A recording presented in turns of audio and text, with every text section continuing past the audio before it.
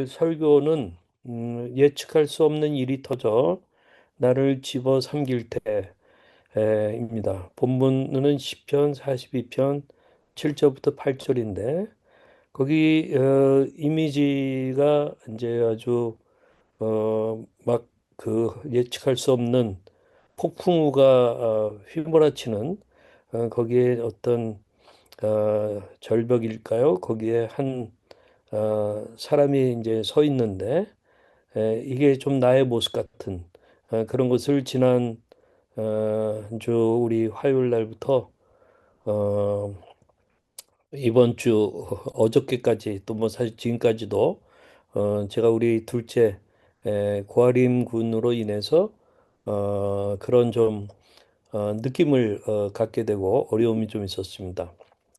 예, 안녕하십니까? 아둘람 기도가족 여러분. 오늘 우리는 인생의 거대한 파도 앞에 서 있는 한 영혼의 고백, 고백입니다. 을 통해서 우리 삶에 몰아치는 예측할 수 없는 고난의 정체를 복음적으로 해석해 보고자 합니다. 예, 저의 이제 아주 최근 생존 투쟁기라고 말할 수 있는데 지난주 화요일 저녁에 제 삶에 전혀 예측하지 못한 파도가 덮였습니다. 우리 22년 차 고아림군이 최근에 조금 좋았다가 또 안 좋아졌어요. 좋았던 거는 얘가 하던 음악을 포기했는데 다시 하겠다고 해서 교회에서 예배팀에서 뭐 자기 드럼 연주도 하고 등등 하는 그런 모습들을 거의 2년 만에 다시 하게 된 거거든요.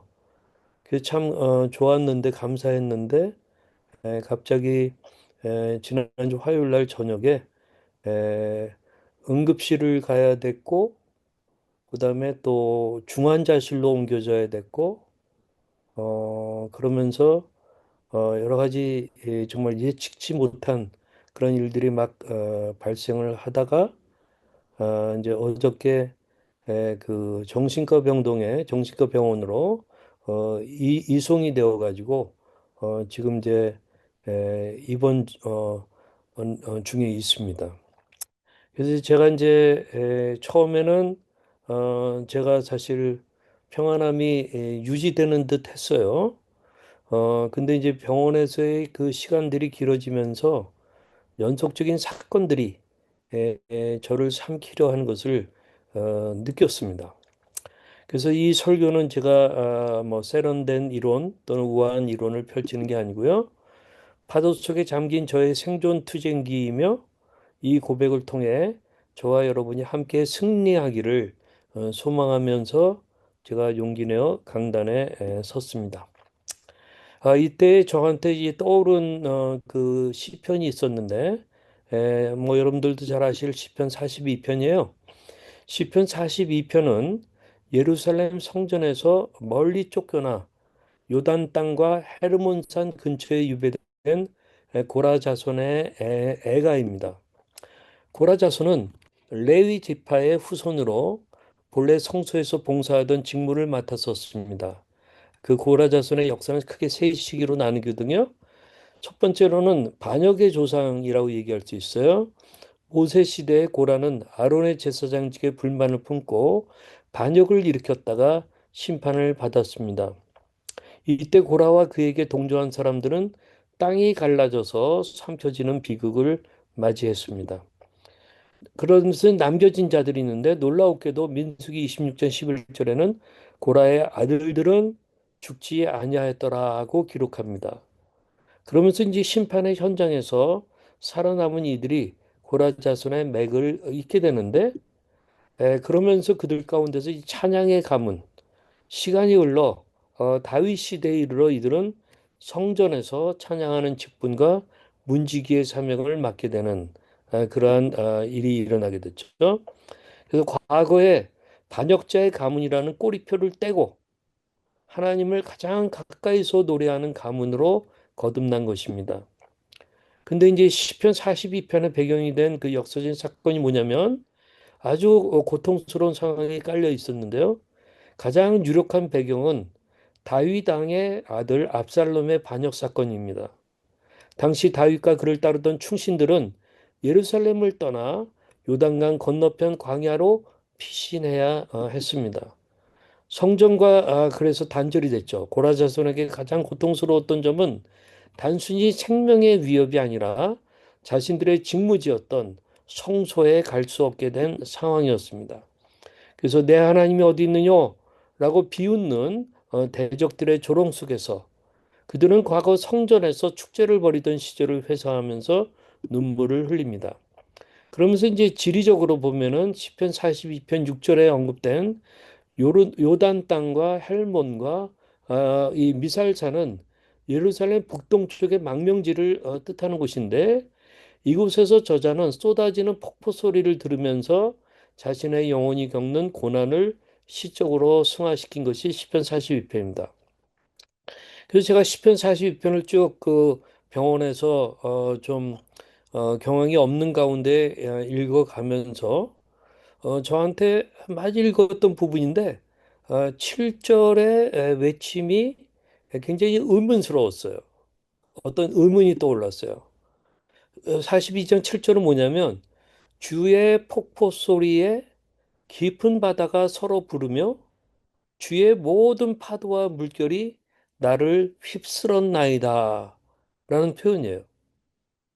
근데 제가 저한테 왜 의문점이 들었냐면 폭포 소리니 파도니 물결이니 나를 휩쓸고 있는 그런 것들이 주의 폭포 소리, 주의 모든 파도라고 말하는 거예요.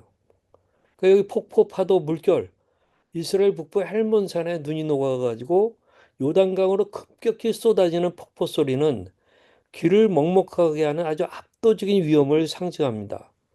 여기 태움이라고 하는 깊은 바다, 이것은 통제불능의 혼돈을 뜻하면서 몰아치는 파도는 마치 거대한 짐승이 삼키듯 시인을 덮쳤던 것입니다. 이는 단순한 비유가 아니라 시인이 처한 생명 위협에 극심한 실제적 고통을 의미했던 것이죠. 근데 저의 질문은 뭐냐? 왜 주의 폭포이며 주의 파도인가 하는 것입니다. 이것이 이상하지 않습니까?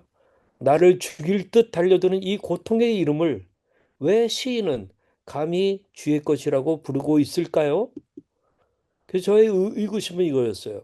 아니, 이것은 마귀가 일으킨 것 아닌가? 시인의 경우라면 대적들의 조롱과 환경적인 압박은 분명 악한 세력의 공격처럼 보입니다. 그러니까 악한 세력의 공격, 마귀가 일으키는 게 아닌가? 그렇게 이 생각하는 게 더 타당하다고 생각했어요. 지금 제 경우인데 병원에서의 연속적으로 일어나고 있는 악재, 뭐냐면 그러니까 화요일 날 우리 하림이가 뭔가 넋이 나간 듯이 의식을 잃은 상태인데 그 1박 2일 동안 좀 외출했던 우리 그 며느리가 이제 집에 들어와보고 깜짝 놀란 거죠. 어, 그래서 이제 119를 부르고 이제 병원에 가게 됐는데 이제 의식을 잃은 상태니까 아마 신경과에 배치가 된 것 같아요. 그 신경과 의사가 여러 가지 조사하고 뭐 그래 하다가 아, 이 뇌전증, 간질이죠, 간질. 간질이 아닌가 하는 의심을 품게 된 거예요. 근데 이제 제가 볼 때는 나중에 이제 보면은 우리 하림군이 먹은 그 약들을 갖다가 먹는 약들을 며느리가 이제 가져가서 보여주니까 거기에는 이제 우리 잘 알지잖아요. 정신과 약에는 뇌전증에 해당되는 뭐 클로자핀 같은 것도 아마 그럴 거라고 알고 있는데 그런 약들이 있거든요. 그러니까 아마 이 의사는 그걸 보고 또 몇 가지 증상들을 보면서 뇌전증이 아닌가 하는 그 의심을 하게 된 거예요. 그래서 이제 중환자실로 옮겨지게 됐어요. 중환자실로 옮겨지는데 보니까 중환자실에 가려면은 배변 관계나 이런 게 다 그 뭐 어 요도 같은 데에다가 이 소변통 같은 걸 차고 있어야 되고 뭐 그 배변하기 위해서는 그 기저귀 차야 되고 하는 그거 기본 전제인가 봐요. 그런 가운데 들어왔으니까 얘가 얼마나 생으로 고생했는지 몰라요. 그런 가운데서 뭐 병원에서 이제 그 중환자실에서 자기 막 그 팔에 꽂혀 있는 거 다 뽑아버리고 소변기통 막 뽑아버리고 뭐 난리가 난 거죠. 그러다가 이제 하룻밤을 지내고 그 다음날 이제 일반 병동으로 좀 나아진 듯해서 옮겼는데 에, 이거는 좀 정신과적인 이제 좀 문제가 있는데 거기에 그 정신과 의사가 딱 한 명 있더라고요. 그 사람을 좀 늦게 불러가지고 또 그래가지고 이제 좀 이 안정제도 먹고 뭐 아니 주사 맞고 뭐 등등 하면서 좀 그러긴 했지만 아이는 완전히 사지가 묶여 있는 침대에 묶여 있는 가운데 지내야 되는 거예요. 그러니까 뭐 가끔 소리를 고래고래 지르죠. 아니 뭐 저라고 하더라도 그랬을 것 같아요. 그러다가 이제 일반 정신 병원을 이제 찾는데 이 신경과에서 말하는 뇌전증에 대한 의심이라는 표현이 있으니까 병원이 안 받으려고 그러는 거예요. 그래가지고 며칠을 또 고생해야 됐어요. 그러다가 나중에 이제 제가 의사한테 따져가지고 이거 뇌전증 아니다. 그 표현 때문에 지금 다른 정신과 병원에서 안 받아들인다고 한다.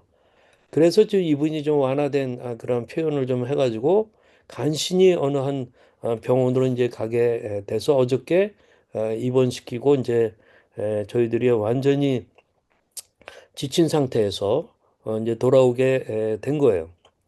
그러면서 이제 병원에서 이런 연속적인 악재, 그래서 이거를 제가 이제 보면서 마귀가 나의 평안을 깨뜨리려고 던진 파도같이 느껴졌던 거죠.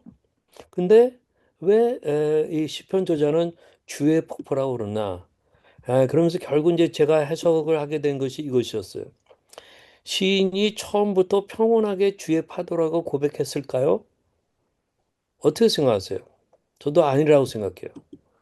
인간적인 본능으로 볼 때 나를 집어삼킬 듯한 파도는 분명 마귀의 공격이나 운명의 장난처럼 느껴졌을 것입니다.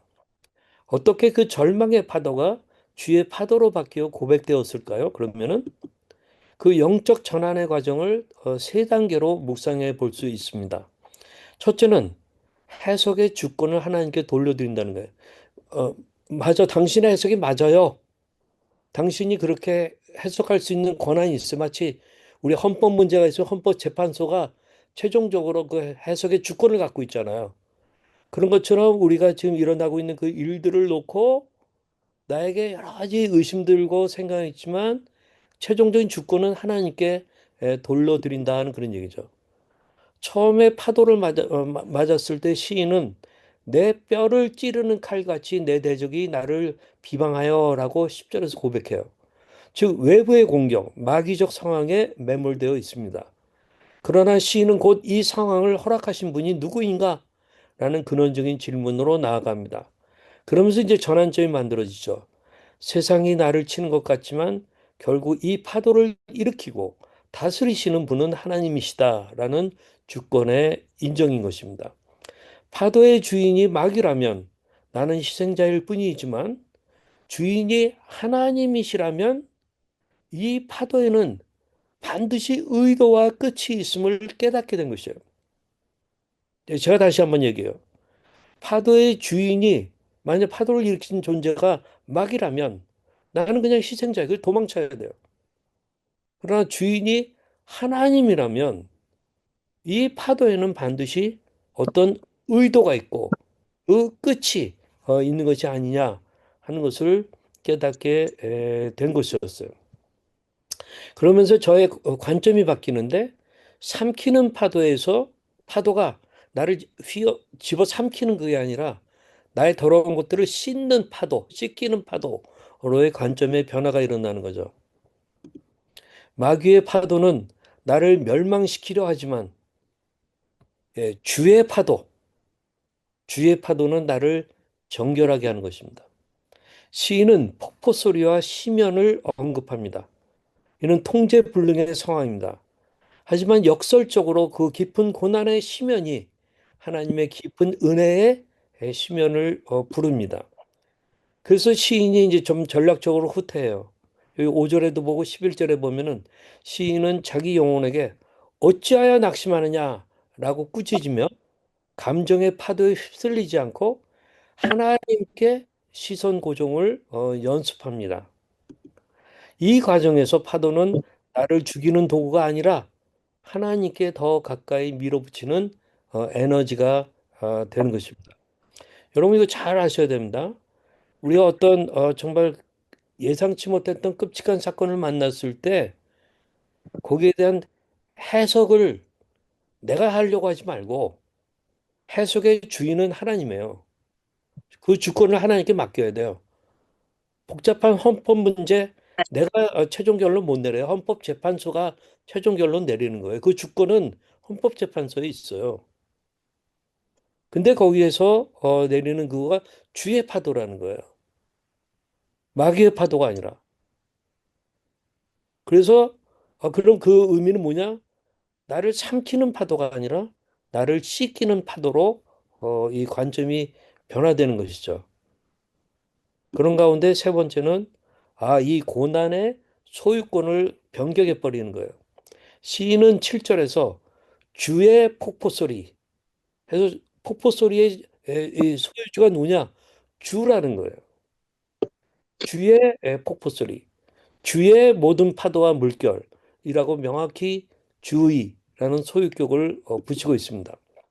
즉 신앙적인 승리에 도달하는 것입니다. 이것은 하나님, 당신이 나를 치셨으니 당신이 책임지세요. 라는 거룩한 항변이자 신뢰가 된 거예요. 여러분 잘 아셔야 됩니다. 마귀의 폭포 소리라고 하면 우리는 도망칠 수밖에 없어요. 두려워할 수밖에 없어요. 근데 주의 폭포 소리라고 한다면 하나님, 당신이 나를 치신 거 아니에요. 당신이 책임져 주세요. 라는 항변과 신뢰가 가능해진다는 거죠. 마귀의 파도라고 생각하면 도망가야 하지만 주의 파도라고 생각하면 그 파도를 타고 하나님께로 나아갈 수 있는 것입니다. 낮에는 여호와께서 그의 인자하심을 베푸시고 밤에는 그의 찬송이 내게 있어 하면서 8절에 가면은 여기 바뀌어 버리죠. 낮에는 여호와께서 그의 인자하심을 베푸시고 밤에는 그의 찬송이 내게 있어 하면서 바뀌어 버리는 거예요. 결국 8절의 고백이 정답인 것 같습니다. 파도는 여전히 치고 있어요, 밤에. 그 파도 소리도 여전해요. 그렇지만 파도 소리 사이로 하나님의 세밀한 찬송, 노래, 그런 것을 듣기 시작한 것입니다. 제가 다시 한번 강조합니다.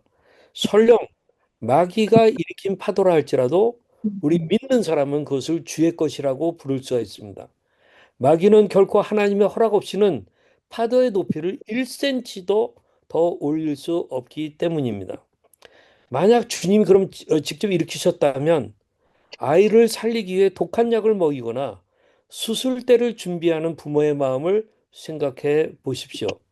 아이 입장에서 양은 쓰디 쓴 고통이지만 부모에게 그것은 사랑의 도구입니다. 저는 이번에 그냥 며칠 동안 우리 둘째 사랑하는 하림이가 그 침상에 사지가 다 묶인 가운데 지내야 됐어요. 이거 얼마나 힘들겠어요. 또 제가 어저께는 이제 그 정신과 병원에 가서 얘가 처음에는 보호실에 소위 안전실이라고 하는 그 조그만 그 방에서 거의 한 하루 종일 이제 지내야 되는 뭐 다행히 사지가 묶인 상태는 아니었죠. 그것만 해도 제가 감사했어요. 그러면서 그 보호실에다가 집어넣고 저나 며느리는 떠나야 됐는데 마음이 무진장 아팠죠. 집에 와서도 굉장히 힘들었어요. 그렇지만 아이를 살리기 위해서 독한 약을 먹이거나 수술대를 준비하는 부모의 마음, 저는 그것이었다고 생각해요. 그래서 이겨내는 거예요. 아이 입장에서 약은 쓰디 쓴 고통이지만 부모에게 그것은 사랑의 도구인 것이죠. 주님이 허락하신 파도는 우리를 익사시키려는 것이 아니라 우리 안에 불순물을 씻어내어 정금처럼 만드시려는 거룩한 세탁기와 같은 것입니다. 그래서 이제 여기에 주님의 완전히 압도적인 주권이 7절에 이제 더 보이게 되는데, 주의 폭포 소리에 깊은 바다가 서로 부르며 주의 모든 파도와 물결이 나를 휩쓸었나이다.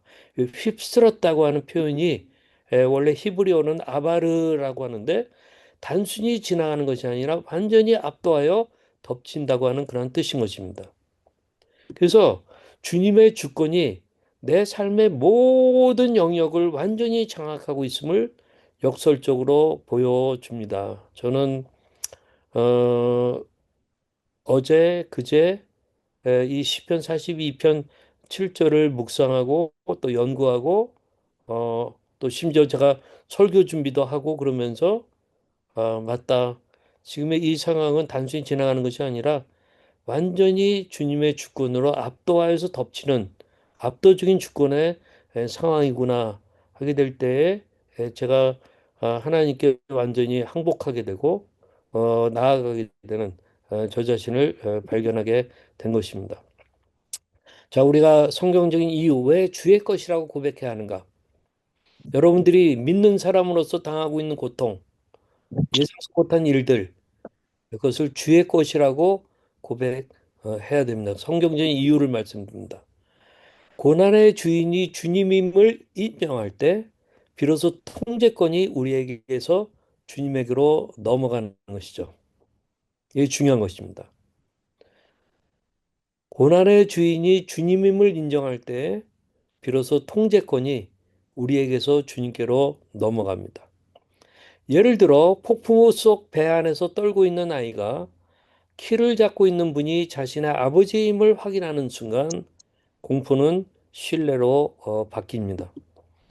파도가 주님의 것이라면 그 파도는 주님의 명령에만 멈출 것이기 때문입니다. 그래서 저는 이제 어떻게 이제 그것을 제 상황을 받아들이게 되는가? 저는 이 병상에서 이 파도를 마귀의 장난으로 치부하며 대적하기보다도 주님, 이 파도가 주님의 파도라면 제가 기꺼이 맡겠습니다. 라고 고백했습니다. 파도의 주인을 확인하는 순간 파도는 더 이상 공포가 아니었던 것이죠. 그러면서 내 안에 일어난 변화가 있었습니다. 놀랍게도 상황은 변하지 않았어요. 제가 지금 이 설교하는 것은 우리 아들이 기적적으로 태어났기 때문에, 기적적으로 낳기 때문에 제가 설교하는 거 아니에요. 상황은 변하지 않았어요. 그러나 제 안에 해석이 바뀐 것입니다. 원망이 기도로 바뀌었고, 왜 나인가? Why me? 왜 나에게 또 이런 일이? 그게 아니라 주님 무엇을 가르치시려고 하는 거예요? Why가 아니라 what? 무엇을 가르치시려는 거예요? 라는 기대로 변했습니다. 그러면서 이제 반전의 경험이 여기 8절에 보면 저도 이제 같이 느끼게 됐는데, 낮에는 여호와께서 그의 인자하심을 베푸시고 밤에는 그의 찬송이 내게 있어 하면서 인자하심, 헤세드, 변함없는 언약적인 사랑을 말하는 것이죠. 파도가 나를 덮칠 때도 하나님의 헤세드는 멈춘 적이 없다고 하는 그러한 반전을 듣게 되는 거예요. 그러면서 어느 날 병실에서 들려오는 기계 소리가, 환자들의 고통의 신음소리가, 심지어 우리 고아린군의 분노와 어떤 그 분노의 절규가 저한테 찬송으로 들리기 시작했어요. 믿어지지 않죠? 우리 고아린군의 분노의 절규가 저에게 그 밤의 찬송으로 들리기 시작했어요. 낮의 고통보다 더 큰 하나님의 인자하심이 저를 감싸는 것을 경험했어요. 이것이 생존투쟁 중인 제가 발견한 보석인 것입니다. 저에게 이 찬송으로 들리기 시작했다고 하는 게 뭐냐면, 막 우리 고아린골의 분노의 절규가 제가 자주 듣는 그 그레고리안 성가가 있어요. 뭐 이걸 캐톨릭 성가라고 늘 그러지만 캐톨릭이 나오기 전에 에, 그 6세기경에 나온 그런 성가곡이거든요. 그레고리안 찬트라고 그래가지고 단순한 말씀을 심플한 노래를 가지고 아주 그 홀리하게 부르는 그런 성가죠. 저는 너무나 좋아요. 제가 이 성가를 틀어놓고 있으면 제 마음이 막 씻겨지고 제 마음에 평안이 느껴져요. 그 제가 우리 고아림의 그런 분노의 절규 그런 것이 찬송으로 바뀌는 그런 것들을 체험할 수 있었어요. 그리고 우리 성가의 단조로운 선율처럼 우리 인생의 고난도 주님의 리듬 아래에 있습니다. 화려하지 않아도 깊은 울림을 주는 그 선율 속에 우리 영혼을 맡기게 되는 것입니다. 제가 오늘 설교의 핵심 요약을 해드립니다.